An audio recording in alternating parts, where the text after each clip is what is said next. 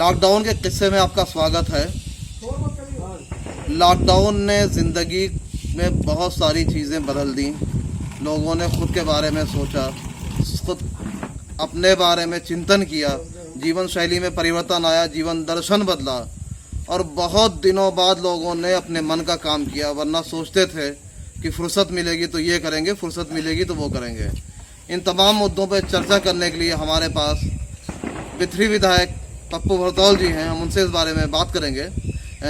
भरतौल साहब, लॉकडाउन में 2 महीना तकरीबन घर पे रहे, बहुत सारी चीज़ें की होंगी। क्या था जो मन में कि जो सबसे पहले था कि ये छुट्टी मिलेगी तो करेंगे, नहीं कर पा रहे थे, क्या कुछ किया आपने? नमस्ते। पहली बात तो हम लॉकडाउन में घर पे नहीं रहे, क्योंकि जो गरीब लोग थे या असहाय थे, मजदूर थे, उनकी हमने और हमारी पार्टी ने या हमारे पार्टी से जुड़े हुए जो भी लोग थे उन्होंने उसकी चिंता की और हम क्षेत्र में गए, रोड पे गए, सभी जगह गए। जिसको जिस चीज़ की ज़रूरत थी, खाने की, पानी की, चप्पल की, कपड़े की, उन सब चीज़ों का इंतजाम करके हमने उनको घर घर तक पहुंचाया, ताकि कि कोई आदमी लॉकडाउन में भूखा ना हो। क्योंकि ये लड़ाई ऐसी थी, ये बीमारी ऐसी थी कि इससे पूरा विश्व जूझ रहा था, कोरोना जैसी बीमारी से। और अगर इस टाइम भी अगर लोग नहीं जाएंगे या लोग काम नहीं करेंगे, क्योंकि हमने लोगों को समझाना भी था कि घर से बाहर मत निकलिए, घर में रहिए, और अगर किसी भी चीज़ की ज़रूरत हो तो हर मोहल्ले में, हर घर में हमारी पार्टी का एक कार्यकर्ता है। हमारे कार्यकर्ता को बताइए, वो कार्यकर्ता हमको बताएगा या हमारे मंडल अध्यक्ष जी को बताएगा या किसी को भी बता सकता है, स्वयं सेवक को भी बता सकता है संघ के। और वहाँ तक अगर उसकी खबर आती है तो उसकी सारे इंतजाम सब कुछ वो हम लोगों ने किया और उसमें काम करने में हमको बड़ा मज़ा आया। भरतौल साहब, आपने ज़िंदगी को बहुत करीब से देखा। ज़िंदगी को करीब से देखने का मतलब ये कि जो इस देश की आम जनता है, उनकी समस्याओं से आप रूबरू हुए, उनकी समस्याओं को आपने दूर किया। कोई ऐसी बात बताइए जिसने आपको बहुत अंदर तक जो है द्रवित कर दिया हो, आपको हिला दिया हो। हिला तो हम तो रोज ही वो किस्से देख रहे हैं, इसलिए रोज हिल ही रहे हैं। क्योंकि और पार्टियों के नेताओं की तरह थोड़ा ही जो हम ट्वीट पे कोई बात कहें, और जो दूसरी पार्टियों के लोग हैं वो देश इस संकट की घड़ी में जूझ रहा है तो उसमें भी वो मजाक कर रहे हैं, ट्वीट कर रहे हैं। भाई, उनको ट्वीट नहीं करना चाहिए, उनको आज हमारे साथ खड़ा होना चाहिए, इस देश के साथ खड़ा होना चाहिए। वो लोग हमारे साथ खड़े नहीं हो रहे हैं, देश के साथ खड़े नहीं हो रहे हैं। हम मानते हैं कि वो विपक्ष में है, लेकिन विपक्ष से पहले वो एक हिंदुस्तानी भी है। इस देश की उन पर बड़ी जिम्मेदारी है। उनके भी कार्यकर्ता हैं, ऐसा नहीं हम ये कहें कि उनके कार्यकर्ता नहीं है, लेकिन देश के प्रति उनको हमारे साथ खड़ा होना चाहिए। हमारे माननीय प्रधानमंत्री जी के साथ खड़ा होना चाहिए, हमारे माननीय मुख्यमंत्री योगी जी के साथ खड़ा होना चाहिए। तो खड़े होने की जगह वो हमारा उपहास उड़ा रहे हैं। आप बताइए, आप मीडिया के लोग हैं, बताओ कौन सा ऐसा दल है जिसने चलते हुए रोड पे व्यक्ति के लिए, मजदूर गरीब आदमी के लिए पानी पिलाया हो? अगर उसको पानी पिलाया, उसको बिस्कुट खिलाया, उसके पैर में चप्पल डाली, तो उसकी चिंता हमने, हमारी पार्टी ने और हमारे संगठन ने और हमारे कार्यकर्ता ने की है। विधायक जी, हम ये जानना चाहते हैं कि हिंदुस्तान को आपने बहुत नज़दीक से देखा। हिंदुस्तान से मतलब ये कि वो जनता जो सड़कों पर थी, तो आपने फटे हुए पैर देखे, फटे हुए चप्पलें देखी, फटे हुए जूते देखे, भूखे लोगों को देखा। अंतर्मन पे कितना असर पड़ा, कितना प्रभाव पड़ा इस बात का? बहुत असर पड़ा, थोड़ा नहीं असर पड़ा, बहुत असर पड़ा। क्योंकि वो लोग दिल्ली से आ रहे थे और दिल्ली में हमारी सरकार नहीं थी। हमको इसी बात का बहुत अफसोस था। क्यों? वहाँ जो मुख्यमंत्री हैं वो गरीब मजदूर से मुख्यमंत्री नहीं बने, वो तो एक आईएएस थे। और एक आईएएस गरीब का क्या दर्द जानेगा? दर्द जानेगा जो चाय बेचने वाला है, वो दर्द जानेगा गरीब का। आईएएस आदमी नहीं जानेगा। या जो गवर्नर रहे किसी बैंक के, या विदेश से आए हैं जो, वो लोग क्या जानेंगे दर्द, वो क्या मजदूर होते हैं, क्या गरीब होते हैं। दर्द तो हम ही लोग जान सकते हैं। हमारे देश के प्रधानमंत्री जी ने स्टेशन पर और ट्रेनों में चाय बेची है। चाय बेचने वाला जानता है व्यक्ति कि दर्द क्या होता है। अच्छा विधायक जी, बहुत सारी चीज़ें जो है मन में थी कि करेंगे, जो है कभी फुर्सत मिलेगी, तो कुछ अपने बारे में भी सोचा इस दौरान? कुछ पढ़ा, कुछ चीज़ें देखी, कोई फिल्म रही हो जो ना देख पा रहे हो लंबे समय से, वो किया हो, कुछ अपने मन का कुछ किया इस दौरान? मैंने 1986 से पिक्चर देखना बंद कर दिया। एक लंबा समय हो गया पिक्चर देखने हुए। मैं पिक्चर नहीं देखता, मैं समाचार देखता हूँ। जितनी टाइम मैं खाना खाता हूँ उतनी देर टीवी देख करके समाचार देखे, और समाचार देख के उसके बाद फिर हम टीवी बंद करी।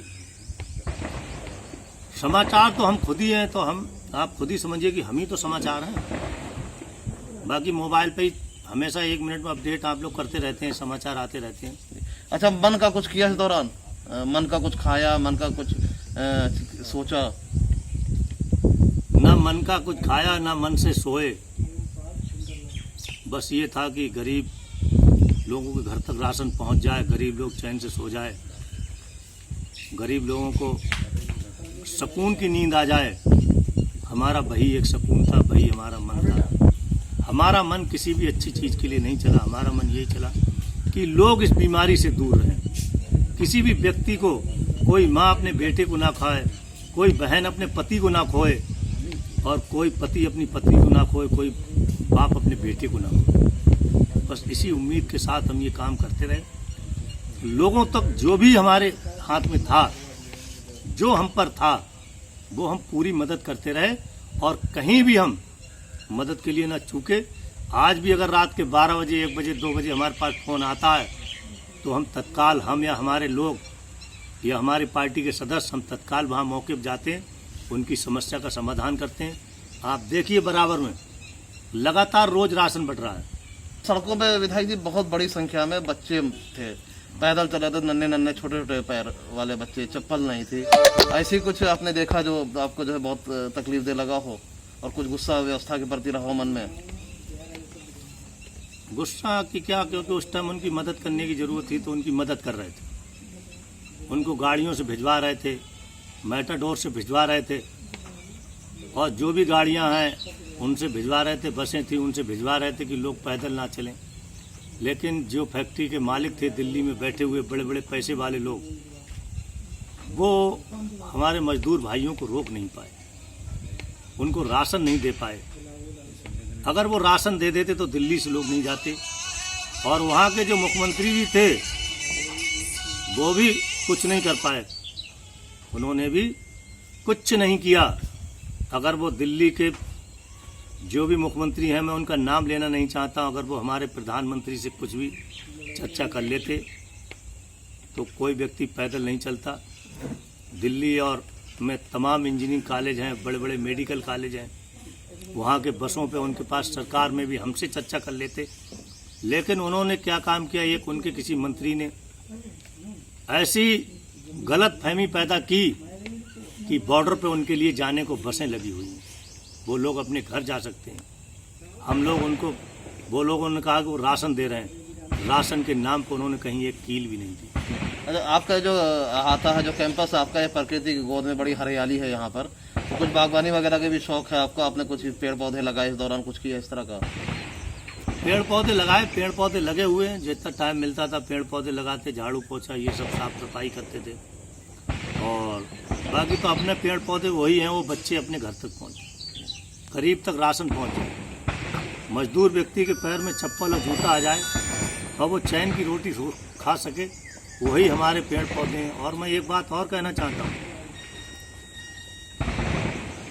हमारे पूर्व प्रधानमंत्री माननीय अटल बिहारी वाजपेयी